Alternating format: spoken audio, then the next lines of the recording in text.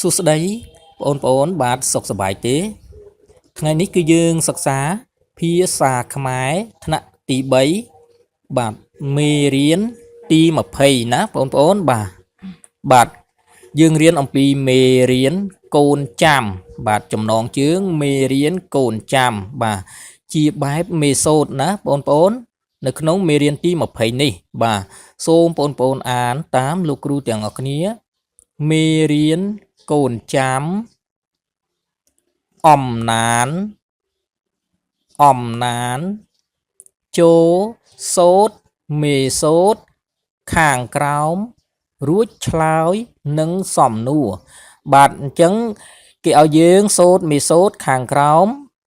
រួចហើយឲ្យបងប្អូនឆ្លើយនឹងសំណួរបាទ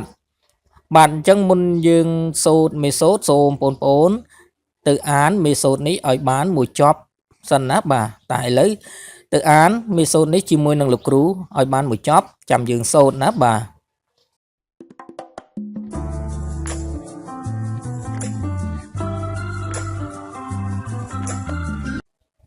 មេសូត្របទកគតិបាទអញ្ចឹងនៅក្នុងមេរៀនទី20នេះគឺយើងសូត្រមេសូត្រណាបាទជាបទកគតិណាបងប្អូនបាទតែឥឡូវសូមបងប្អូនអានជាមួយនឹងលោកគ្រូឲ្យបានមួយចប់សិនម៉ែអើយស្ដាប់ខ្ញុំពុកអើយកូនសុំចង់អុលទិសប្រាប់តាមដែលកូនរៀនពុកព្រានម៉ែប្រាប់ថាបើនឹងរាប់ទិសធំមាន4ទិសបូតសិនបាសចំរាប់មិនមានខុសនឹងក្បួនទើបដល់ឧត្តរបន្តមិនស្ទួនកូនចេះមមមួនទិសតូច4ទៀតអាគ្នេយ៍និរដីពាយប់គ្រប់3កូនរាប់មិនឃ្លាតឥសានគ្រប់4ដោយខ្ញុំប្រឹងឆ្លៀតសិក្សាក្មេគ្មៀតតាមលោកទាំងពីរបាទឥឡូវយើងបានអានមេសូតនេះចប់ហើយបាទតាឥឡូវសូមបងប្អូនទៅសូត្រមេសូតនេះជាមួយនឹងលោកគ្រូបាទអញ្ចឹងមេសូតនេះជាបទកគតិបាទតែឥឡូវយើងចាប់ផ្ដើមសូត្រជាមួយនឹងលោកគ្រូម៉ែអើយស្ដាប់ខ្ញុំពុកអើយកូនសុំចង់អុលទិសប្រាប់តាមដែលកូនរៀនពុកព្រានម៉ែប្រាប់ថាបើនឹងរាប់ទិសធំមាន4ទិសបូទាំងសិនបាសចំរាប់មិនមានខុសនឹងក្បួនទើបដល់ឧត្តរបន្តមិនស្ទួនកូនចេះមមមួនទិសតូច4ទៀតអាគ្នេយ៍និរដីពាយប់គ្រប់3កូនរាប់មិនឃ្លាតឥសានគ្រប់4ដោយខ្ញុំប្រឹងឆ្លៀតសិក្សាក្មេគ្មៀតតាមលោកទាំងពីរបាទអញ្ចឹងមេសូត្របទកគតិនេះគឺយើងអាចសូត្រមួយបែបទៀតបានណាបាទគឺបែបនេះបាទម៉ែអើយស្ដាប់ខ្ញុំពុកអើយកូនសុំចង់អុលទិសប្រាប់តាមដែលកូនរៀនពុកព្រានម៉ែប្រាប់ថាបើនឹងរាប់ទិសធំមាន4ទិសបូទាំងសិនបាសចំរាប់មិនមានខុសនឹងក្បួនទើបដល់ឧត្តរបន្តមិនស្ទួនកូនចេះមមមួនទិសតូច4ទៀតអាគ្នេយ៍និរដីពាយប់គ្រប់3កូនរាប់មិនឃ្លាតឥសានគ្រប់4ដោយខ្ញុំប្រឹងឆ្លៀតសិក្សាក្មេគ្មៀតតាមលោកទាំងពីរបាទអរគុណបងប្អូនបាទអញ្ចឹងយើងអាចសូត្របែបនេះក៏បានដែរណាបងប្អូនបាទឥឡូវយើងចូលមកដល់ការរៀនពាក្យបាទចំណុចក âm nàn pía bạt ấy lấy xôm ôn cờ lết một mơ pía bầu bạt bầu dương so xây bó đã sạ ô nâng pơ rồi bát cứ dương an thả bầu ná ôn bầu an thả bầu bạt tẹ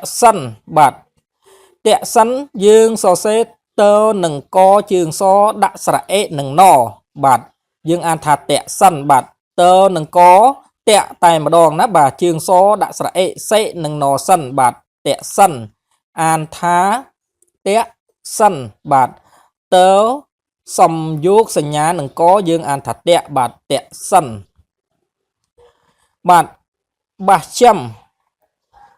châm dương so xây bó nâng so trường cho đã sạ ế nâng mơ dương an thả bà châm bó nâng so dương an thả bà tài mà đón trường cho đã sạ ế chê nâng mơ châm bà châm an thả bà châm út đỏ dương so xây sạ bình túa nâng to trường đó nâng rau dương an thả út đỏ bạt chẳng trường to hay nâng trường đó cứ vì miền rụp riêng đôi kia ná bón bạt tái dương an thả trường đo dương an thả trường to thế ná bón xôm chòm nam ná bạt ao tại khơi bị út đo ní cứ dương an thả út đo tại mà đong dương an thả út to thế ná bạt dương an thả út đo bạt an thả út đo bà pìa gióp dương so xây bó đã sạ á bạt đòi pìa sạ á ní dương một xóm chỉ mùi nâng cho nhìn nè bó đài chia cho nhìn nè phụ ớ viết tới chia sạ y bạt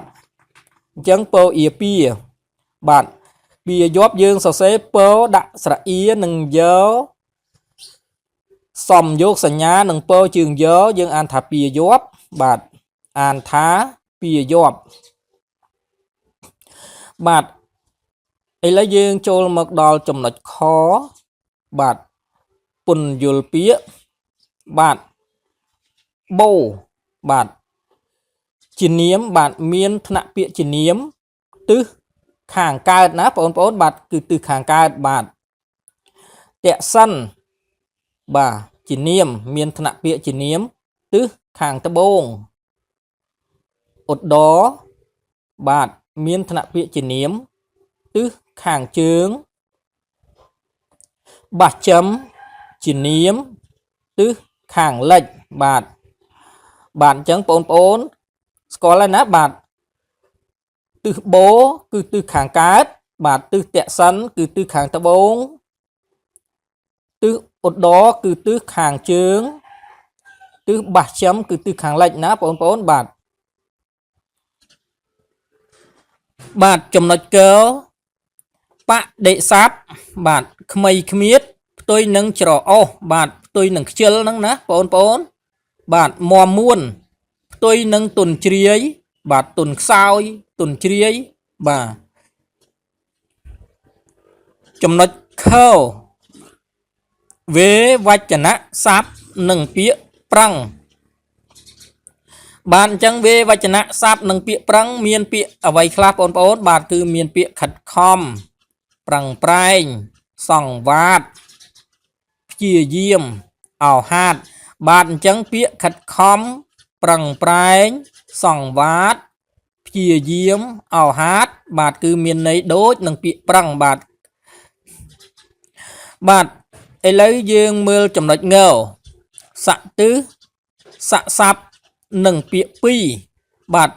pi dương so xe po đã sạ y nâng rau pi bạn pi miền rau miền thạ pía chỉ còn là niếm bạn muối cuộp kia bà cứ muối nâng muối bà từ chỉ pi ná bạn vùng cỏ chó lấy pi bạn chẳng nhôm miền kia pi nè bạn cứ dương so xe po đã sạ y nâng rau bạn hơi lấy pi ní cứ dương so xe chia ạ số cứ dương so xe po đã sạ y nâng rau ná pon bạn pi miền thạ pía chia nị bạt sạp bạt miền này tha ẩm pi ní pi nu u đi hó mơ pi na bà បាទឥឡូវយើងចូលដល់សំណួរណាបងប្អូនបាទសំណួរទី1គេសួរថាតើអត្ថបទមេសូតខាងលើកូននិយាយពីអ្វីប្រាប់ឪពុកម្ដាយបាទសំណួរទី2តើទិសធំទាំងអស់មានប៉ុន្មានមានឈ្មោះអ្វីខ្លះបាទ3តើទិសតូចទាំងអស់មានប៉ុន្មានមានឈ្មោះអ្វីខ្លះបាទបាទឥឡូវយើងមកមើលចម្លើយបងប្អូនបាទចម្លើយសំណួរទី1អត្ថបទមេសូតខាងលើកូននិយាយប្រាប់ឪពុកម្ដាយអំពីទិសបាទចម្លើយសំណួរទី2ទិសធំទាំងអស់មាន4គឺទិសបូបើកវងក្រចកបាទគឺទិសខាងកើតបាទទិសតេសិនបាទបើកវងក្រចកគឺទិសខាងត្បូងទិសបាសចំបើកវងក្រចកគឺទិសខាងលិចបាទនិងទិសឧត្តរបើកវងក្រចកគឺទិសខាងជើងបាទចម្លើយសំណួរទី3ទិសតូចទាំងអស់មាន4គឺទិសអាគ្នេយ៍ទិសនិរតីទិសពាយ័ព្យនិងទិសឦសានបាទឥឡូវយើងចូលមកដល់លំហាត់បាទ1ចូលរកបដិសព្ទនិងពាក្យខុសធំមមួនបាទ2ចូលរកវេវចនៈសព្ទនិងពាក្យបូតសិនបាសចំឧត្តរបាទ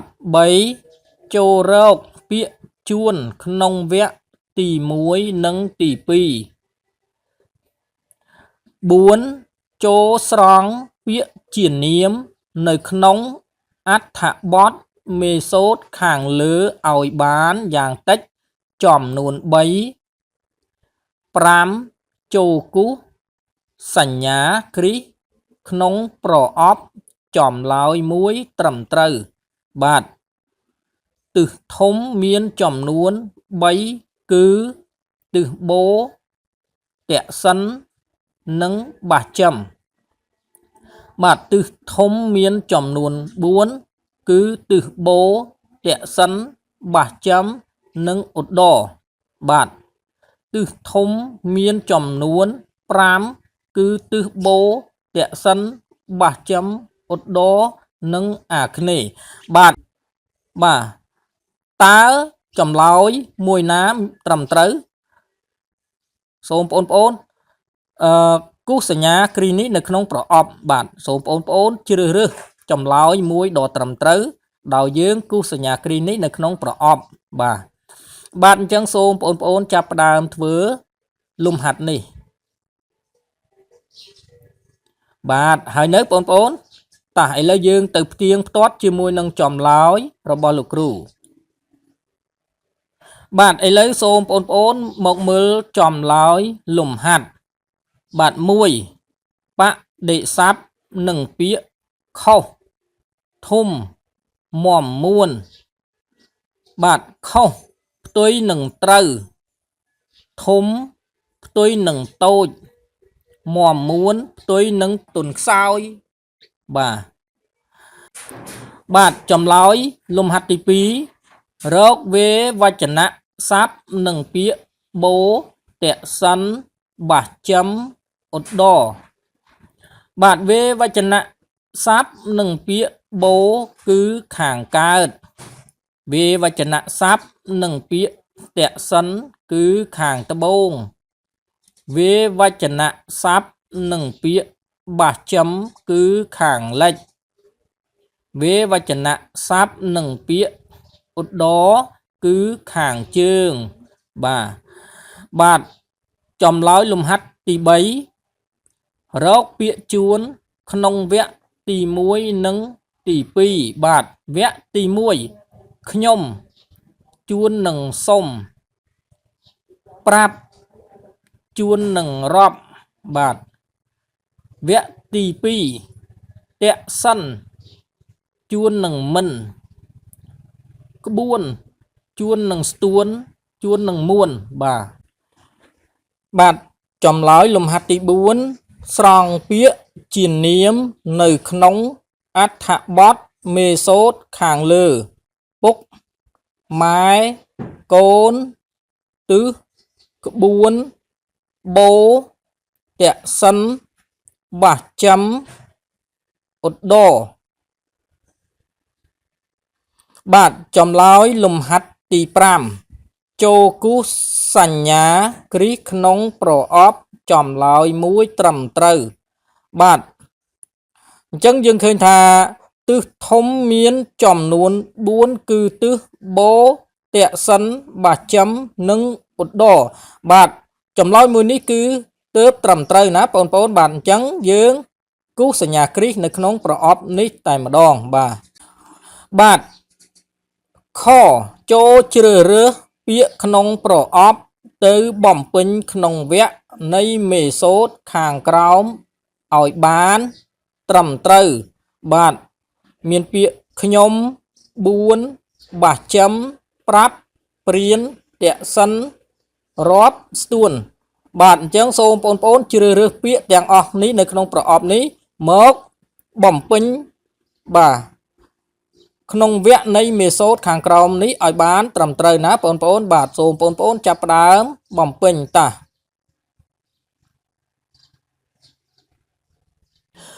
បាទឥឡូវសូមបងប្អូនក្រឡេកមកមើលចម្លើយណាបាទម៉ែអើយស្ដាប់ខ្ញុំបាទអញ្ចឹងត្រង់នេះគឺយើងបំពេញពាក្យខ្ញុំបាទនេះពាក្យខ្ញុំបាទពុកអើយកូនសុំចង់អុលទិសប្រាប់បាទអញ្ចឹងពាក្យប្រាប់គឺយើងបំពេញត្រង់នេះបាទនេះពាក្យប្រាប់បាទតាមដែលកូនរៀនពុកព្រានម៉ែប្រាប់បាទអញ្ចឹងពាក្យព្រានគឺយើងបំពេញត្រង់នេះបាទនេះពាក្យព្រានបាទថាបើនឹងរាប់បាទអញ្ចឹងត្រង់នេះគឺយើងបំពេញពាក្យរាប់បាទនេះពាក្យរាប់ទិសធំមាន4បាទអញ្ចឹងត្រង់នេះគឺយើងបំពេញពាក្យ4បាទនេះគឺពាក្យ4បាទទិសបូតេសិនបាទអញ្ចឹងតេសិនគឺយើងបំពេញត្រង់នេះបាទនេះគឺតេសិនបាទបាសចំរាប់មិនបាទអញ្ចឹងបាសចំគឺយើងបំពេញត្រង់នេះបាទបាសចំរាប់មិនមានខុសនឹងក្បួនបាទទើបដល់ឧត្តរបាទបន្តមិនស្ទួនបាទអញ្ចឹងពាក្យស្ទួនគឺយើងបំពេញត្រង់នេះបាទនេះពាក្យស្ទួនកូនចេះមាំមួនទិសតូច4ទៀតបាទអញ្ចឹងពាក្យ4គឺយើងបំពេញត្រង់នេះបាទនេះគឺពាក្យ4បាទចំណុចកចូលតែងល្បះតម្រូវតាមរូបខាងក្រោមឲ្យបានពីល្បះតាមរូបភាពនីមួយបាទអញ្ចឹងម្ដាយគាត់កំពុងធ្វើអ្វីហើយកុមារីនេះគាត់កំពុងធ្វើអ្វីបាទអញ្ចឹងសូមបងប្អូនតែងល្បះឲ្យត្រឹមត្រូវតាមរូបភាពនេះបាទនេះសូមបងប្អូនចាប់ផ្ដើមតែងបាទឥឡូវយើងទៅផ្ទៀងផ្ទាត់ជាមួយនឹងចម្លើយរបស់លោកគ្រូបាទឥឡូវយើងក្រឡេកមកមើលចម្លើយបាទនេះម្ដាយកំពុងលាងចានបាទនេះគាត់កំពុងលាងចានបាទកូនស្រីបោសសំរាមបាទនេះកូនស្រីគាត់បោសសំរាមបាទកុមារាសរសេរអក្សរបាទនេះកុមារាសរសេរអក្សរកុមារីទន្ទិញមេរៀនបាទនេះកុមារីទន្ទិញមេរៀនបាទអរគុណបងប្អូនណាបាទអរគុណបងប្អូនបាទថ្ងៃនេះភាសាខ្មែរថ្នាក់ទី3មេរៀនទី20គឺយើងរៀនអំពីមេរៀនកូនចាំជាមេសូតបាទសូមបញ្ចប់ត្រឹមនេះណាបងប្អូនបាទសូមជួបជាមួយនឹងលោកគ្រូនៅមេរៀនបន្តលើកក្រោយទៀតបាទសូមកុំភ្លេចជួយ like share subscribe ម្នាក់មួយផងបាទជាចុងក្រោយសូមជូនពរសំណាងល្អគ្រប់ក្រុមគ្រួសាររបស់បងប្អូនបាទអរគុណសូមជម្រាបលា